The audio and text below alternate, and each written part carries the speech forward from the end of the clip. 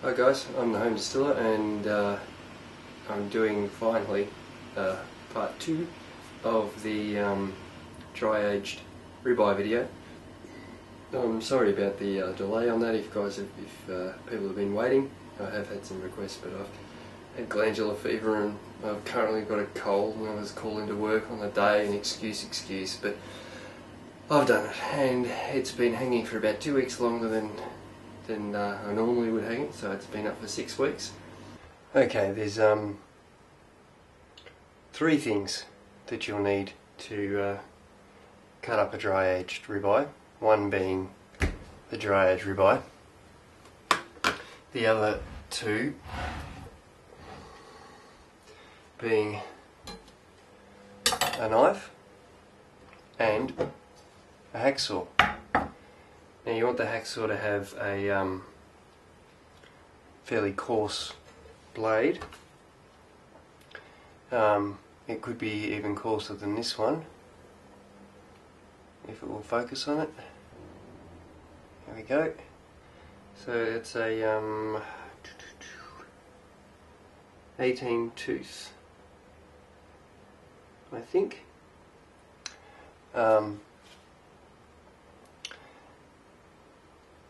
Now I'll just use a standard hacksaw.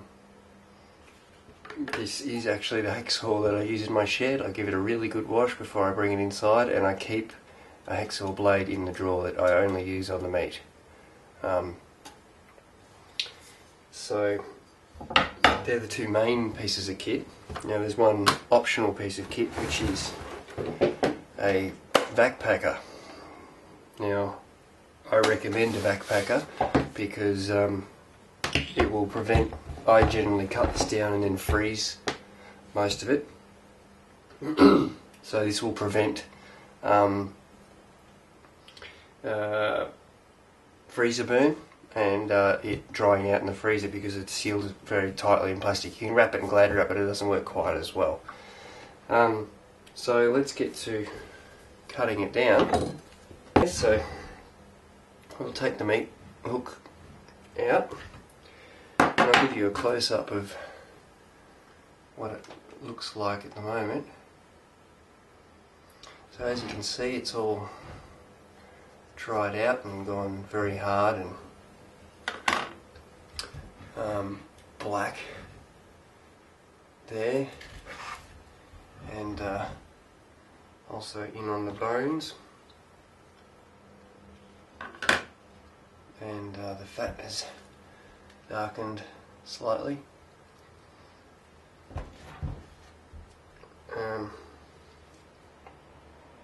So the first step is to remove the cap, which is this large piece here.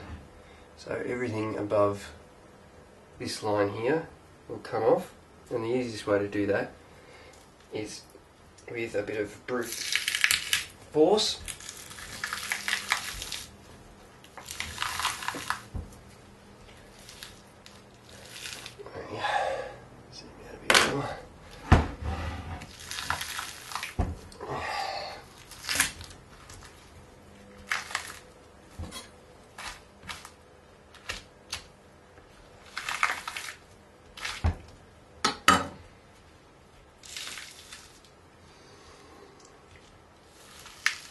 I mean, you can leave this on if you like,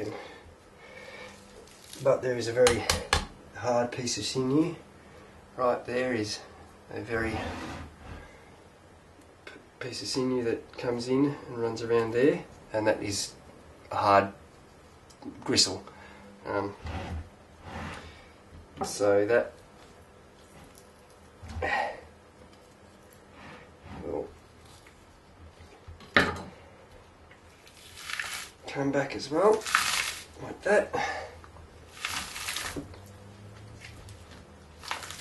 And it does require a bit of strength, but which unfortunately I don't have vast amounts of.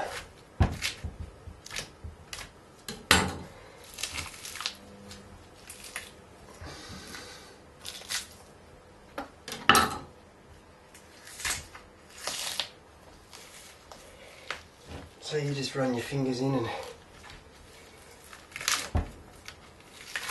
roll this down and away.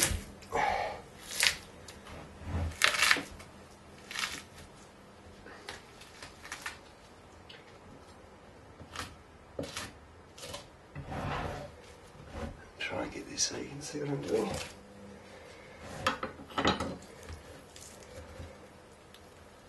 Yeah.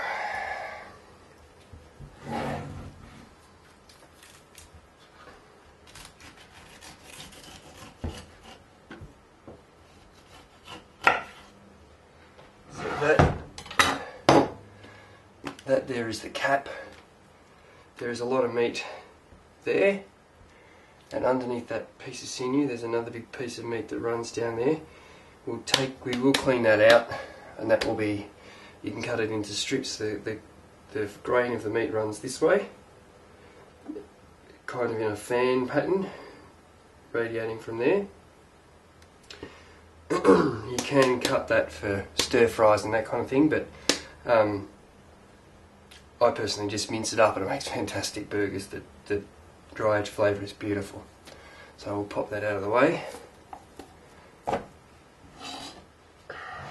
Okay, so now we've gotten that far. I generally don't do much more cleaning above that. That's pretty much ready to start cutting the steaks off.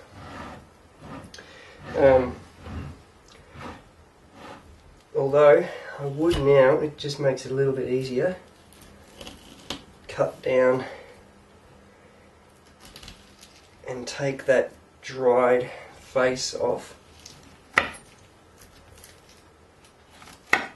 I mean, you will have, there has been none on this piece, but I have had somewhere that I've had a tiny couple of little sprouts of mould, and so if you take this piece off, then you eliminate any of that.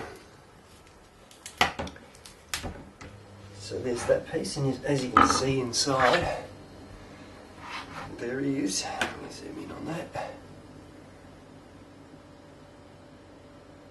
Beautiful dark red meat. Now it'll change a bit more colour than that, but so once we've got down to there, get our knife and we run down between, if I can get this so you can see, there's each light patch here is a bone, there. So we cut down, straight down in between there, and then we will hack with the hacksaw. So we'll cut, if I can get it right on the screen, cut straight down through here, and then hack the bone off there, snap that back, and then simply trim down along the chine bone and take the steak off. So, get our knife, and you run parallel with the face there, so I'll be cutting in line with that and trying to get straight down in between the bone.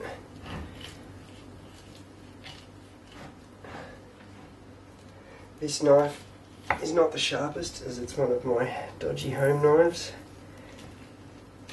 but my missus isn't very fond of keeping sharp,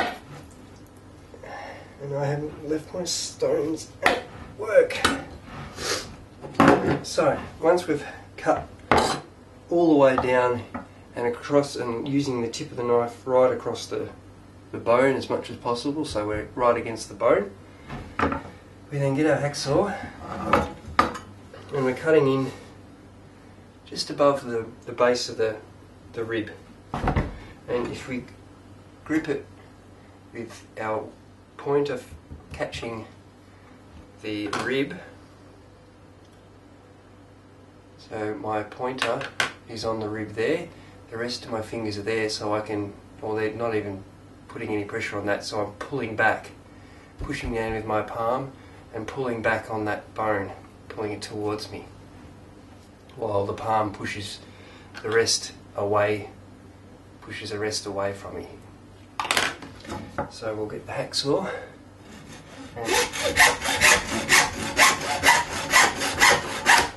until we hear it snap, and now that bone's free. So once it's snapped there, we just pull back and work around in there with the tip of the knife.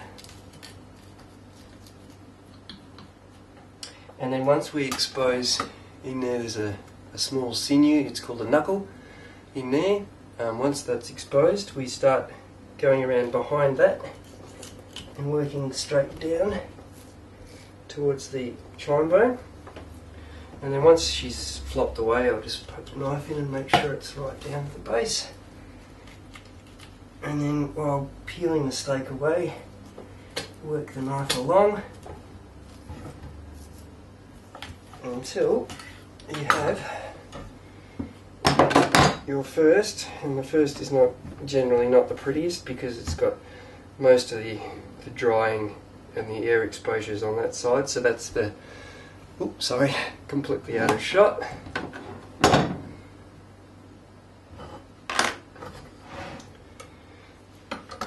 So as we can see, the top side of that, that's the side that was, and hopefully that's not actually coming up as green in the picture because it's not. It's pretty, it's just a grey colour, but my white balance might be out.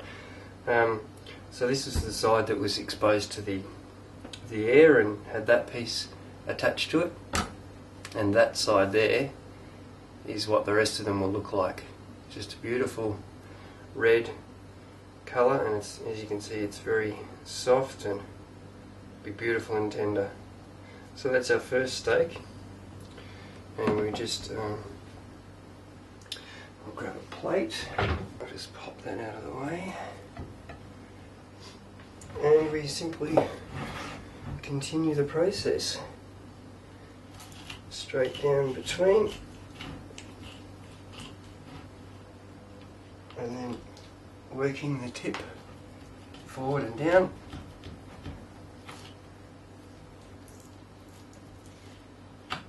Along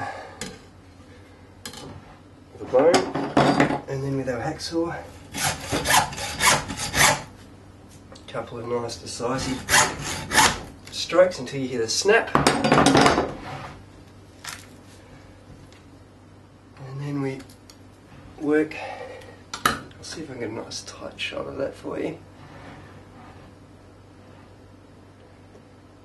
As you can see now, that bone is free. So while pulling that up, we work the knife. This is very hard, I'm trying to keep it in shot, but I'm looking at the camera, not the meat. So I'm pulling that away, and a bit of a wiggle and a bit of a tug, and there's a few bits of sinew in there you can work loose.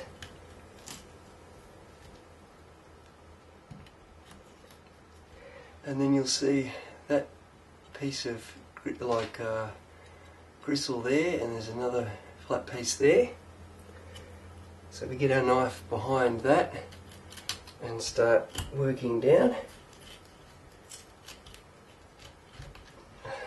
like so.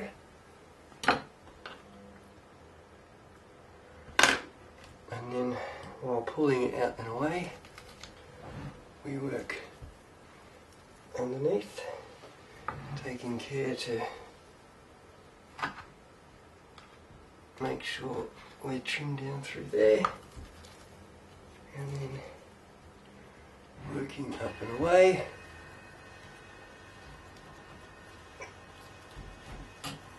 Like that.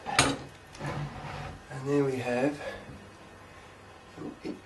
right direction, our next beautiful dry aged ribeye, and she's nice and thick.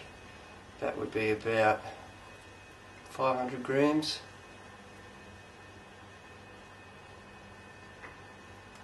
Just like that. And there's this piece of sinew on the back here that I'll trim off, clean it up a little bit, trim off around here all this oxidised piece here, and that'll be ready to rock.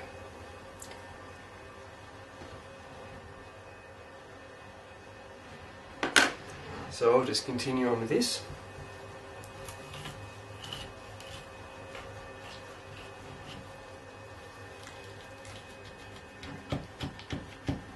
Just be very careful of the handle of your knife, because you will get a lot of greasy hands and things get slippery.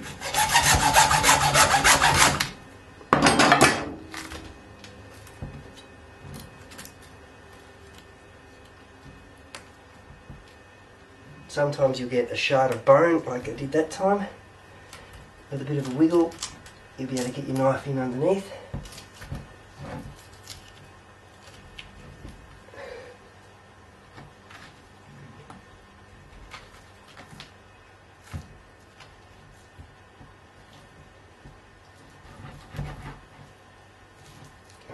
Blunt knife.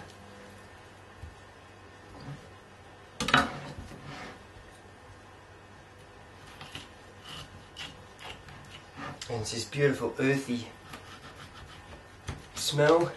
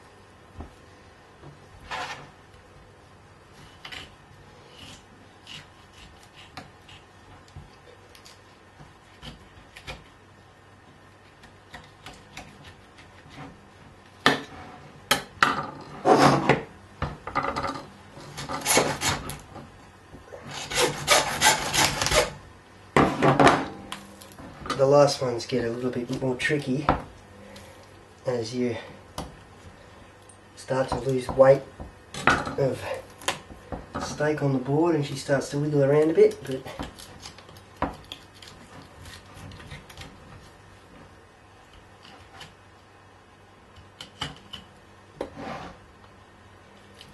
and you can tell I'm used to having a very old school round tip knife when I'm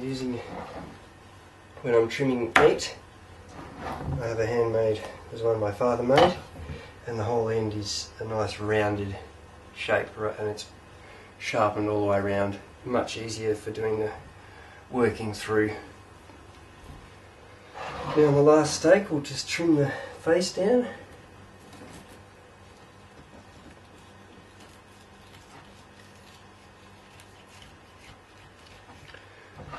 With my very, very blunt knife.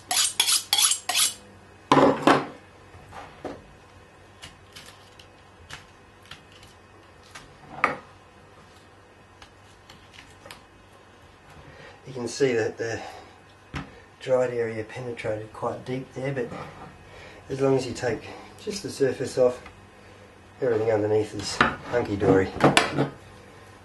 So wet.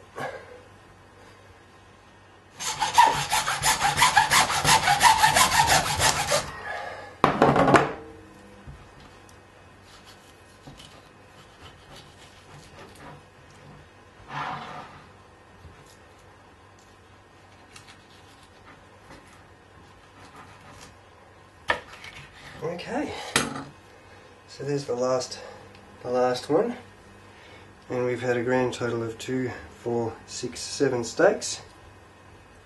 And this large chine bone here, what I would do with that is put it in a very hot oven, roast it until everything's nice and brown, and then make stock with that, and makes a lovely stock. Can't beat it. Same with these pieces here. I will just put them in with it, roast them up, and make a stock with that as well. Okay.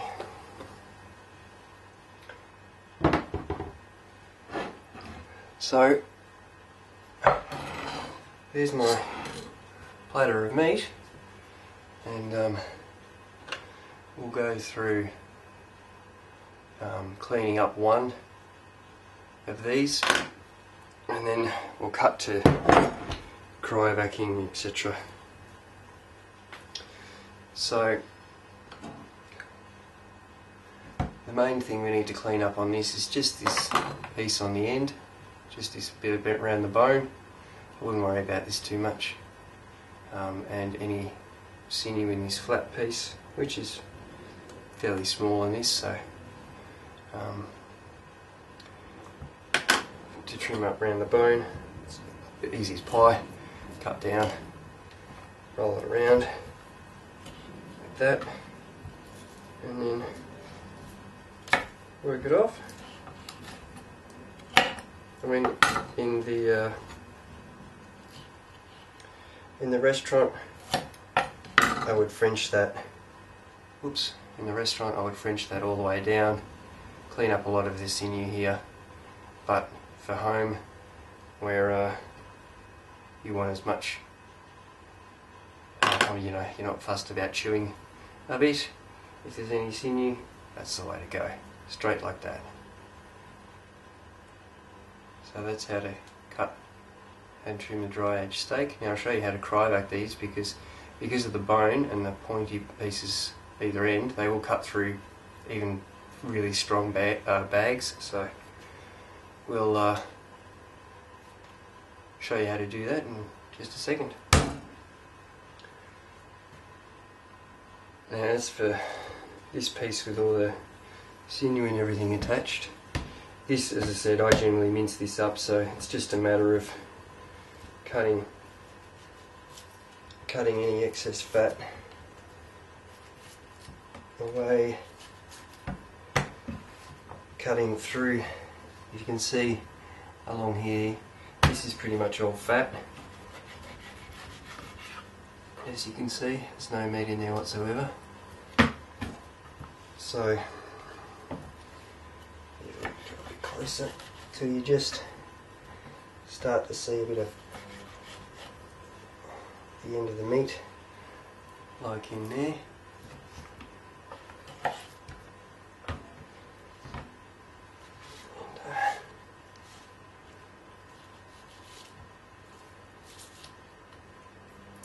Again, this is so much easier with a sharp knife.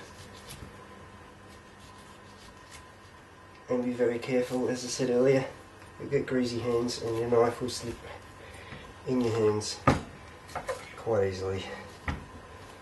That's the last thing you want, having your hands slide up a greasy, preferably sharp knife blade, because you'll take your finger off, or damn close to.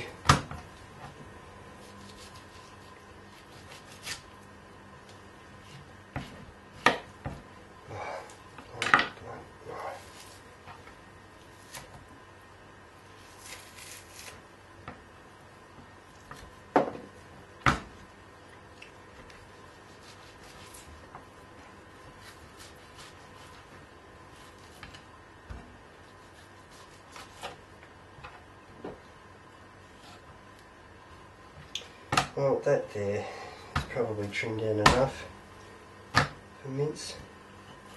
Just take that section off. Take that section there off. Just like that. And I'll just cut that into strips and put it through my hand mincer. Again, if you really wanted to, you could cut that into fine strips and make a stir fry with it.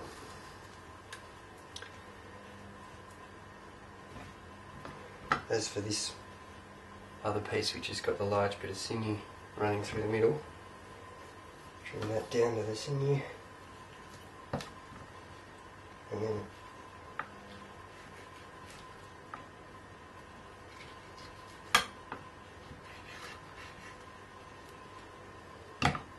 as you can see, that's very hard, rubbery piece of sinew in there, part of the main cartilage area. So there's another nice piece. So that there is in the burger brigade. So what we'll go through, I should have weighed this beforehand, but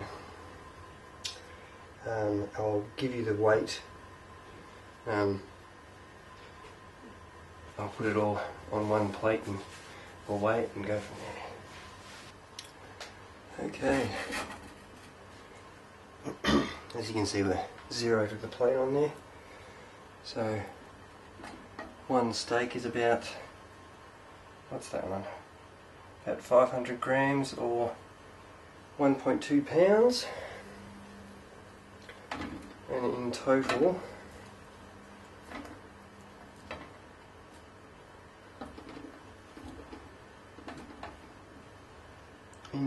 we've got about 4 kilos, or what's that, 8.5 pounds of steaks, with the barbecue, the mince piece added. That's about, how much is that? That's another half a kilo, so it's 10 pounds or 4.5 kilos. 4 kilos of steak, half a kilo of mince, and all the fat and go on stock, just the fat, which is pretty much useless really. This adds another, what do we add there? 300 grams of fat. And the stuff to go in the stock, bones and other trim, we'll add, what are we up to? 7 kilos or 15.5 pounds. Now, I can't remember the exact starting weight, but going by what I remember on the price and how much it was a kilo, which again is a guesstimate, I think we've lost a kilo or a bit over a kilo in weight, but the quality and the flavour in that is, because that's just water that you've lost, is going to be right up there and increased in flavour. We'll go through the steps in cryovacuuming this. Now what you'll need is some paper towel, preferably the tougher the better and the cheaper the better, because some of the more expensive ones have got a fragrance on them and it's not really what you want. So we make some little, you'll need 2 per steak. Make some little patches like that, and we find the steak that's been trimmed up, which would be that one, which would be that one. Now, where there'll be any problem will be along the back part here and around the top there. So we simply get one piece and we put it around there, and another piece, and we pop it around there. So that's how they'll go into the cryovac bag. When we get our bag, keeping our pieces of paper on, we feed it.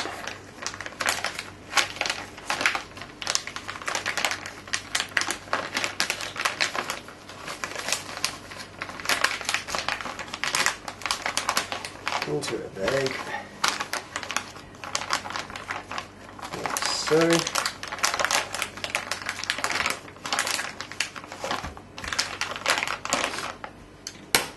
Open up our little backer. I personally prefer the snorkel backers because they'll do any bag that you like. Shut the top, turn the power point on, try that again.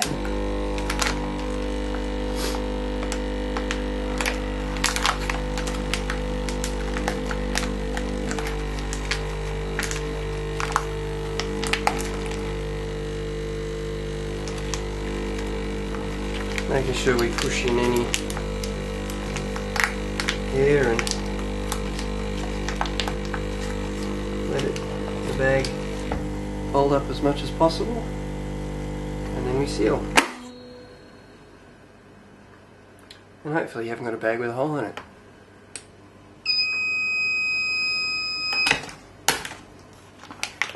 And then you have one backpack steak. Now I'll just pop it straight in the freezer like that. They'll last probably,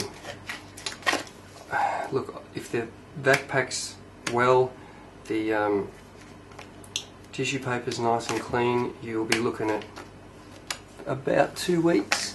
I'd probably say a week and a half. Frozen, if it's good freezer, just about indefinitely. You're not going to get any freezer burn or anything like that. So yeah, good luck. The next video I'll be doing is how I personally cook one. If there's any other requests for any cooking videos or anything like that, then let me know.